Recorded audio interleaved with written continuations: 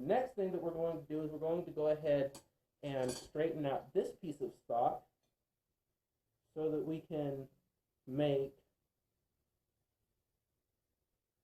another type of punch. This one's going to be kind of like an octagonal punch. I believe that's the one where you're thinner but you're wider. We'll make one of those.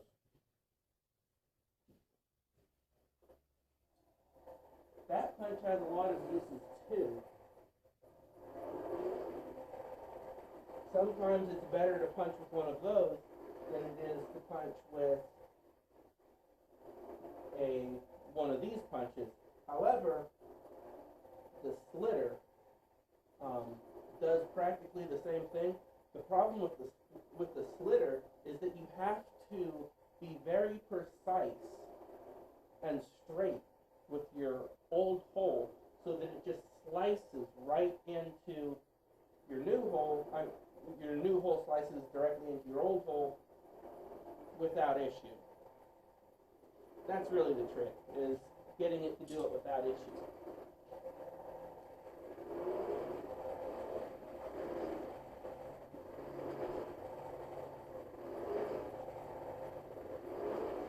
But you have to be very precise. But the nice thing is that you don't lose any material. There's no plug, literally. And if you do, it's just like a little shim of metal. It's actually kind of cool.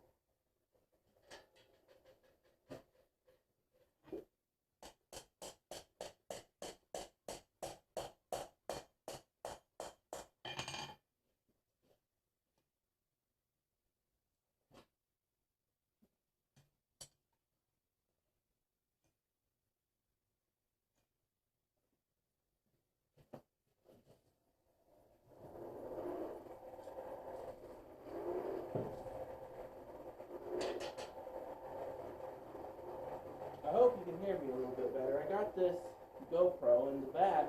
The whole thing is encased in this waterproof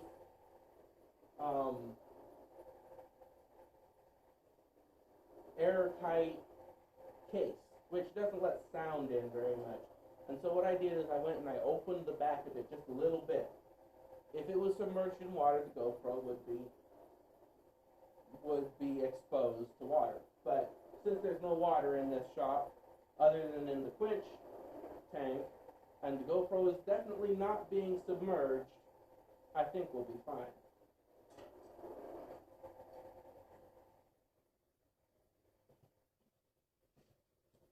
This is really, you don't want to be any colder than this if you're going to be straightening a bar. This is a bad idea. Now I realize how that sounds. Oh, this is a bad idea. Why do you do it? But seriously.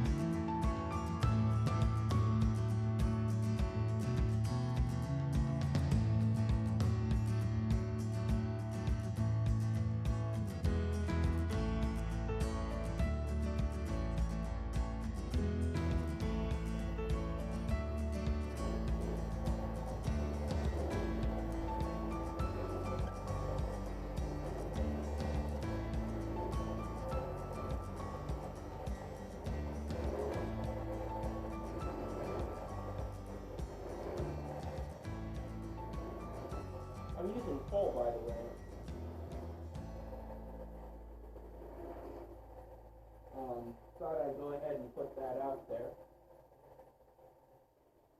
I'm not really having any issues with smoke because the coal has been burned down enough to where it's not really expelling like hardly any smoke at all, which is nice. True to form, if I was going to be doing this properly, the coal would be piled up around it, so I still had some coal soaking up. But it's working good the way that it is. Now what we're going to do is we're going to go ahead and taper it flat, but then we're going to drive the edges in just a little bit and bring it back to flat. And the reason we're driving the edges in the way that we are is because when we drive these edges in like this, it makes this tool less likely to get stuck in your piece. That's actually true of any punch.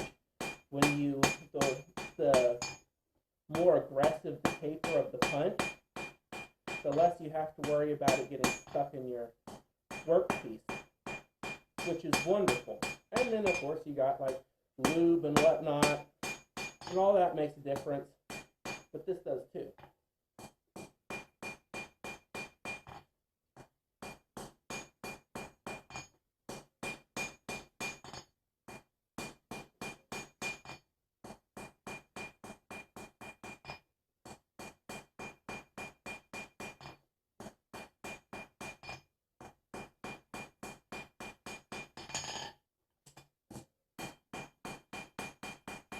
And we're just going to go ahead and clean it up here.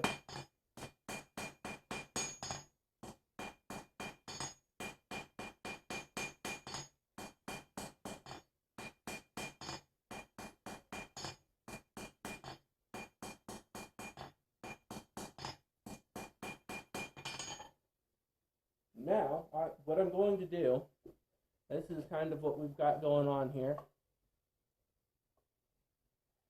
And what I'm going to do is I'm going to go ahead and file this piece flat. I should actually bring that down a little bit further. By the way, this is the same way that you make a slitter. The only difference is that you go all the way thin going that direction.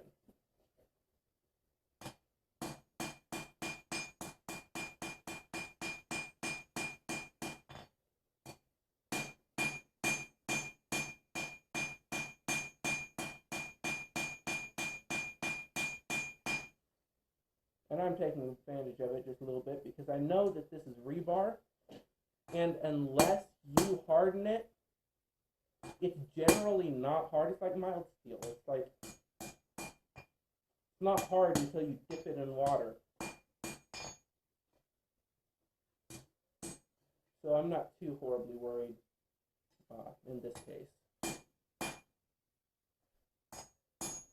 If you're going to work a material cold, you should know that material and what working it cold is going to do to it,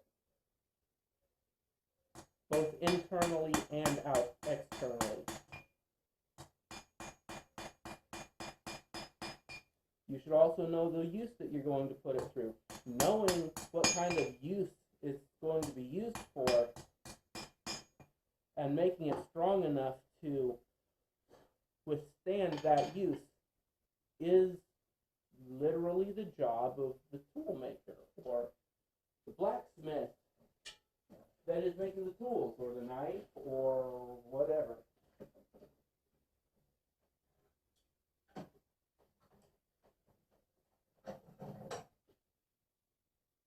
I probably should have showed you before I get too busy working on this thing. It's practically there. All I have to do is file in from this side just a little bit, and it's going to come together a little bit like that, but not too aggressive. It's going to be blunt on the front. And the only difference between this and a slitter is that that would be sharp like a blade. It just comes straight out to a blade, and that's a slitter. Now you can make slitters to do more work, which you make just like you would a chisel, and that's great for if you're trying to cut a line into a piece of stock, like if you're making bolt jaw tongs, or if you are just trying to cut a piece of, if you're just trying to cut a piece of flat bar in half, or a round bar, or square bar, you get the point.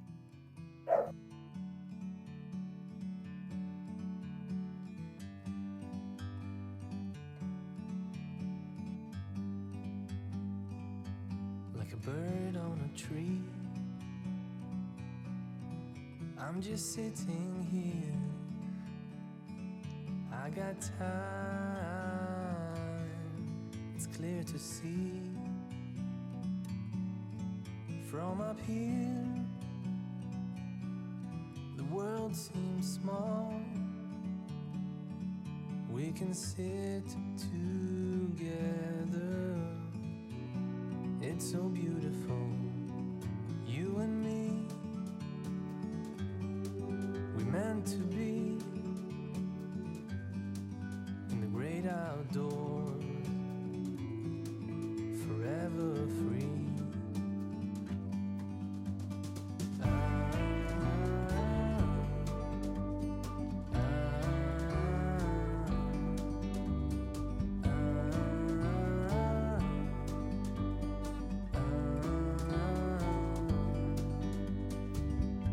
Sometimes you need to go and take a step back to see the truth around you. From a distance you can tell.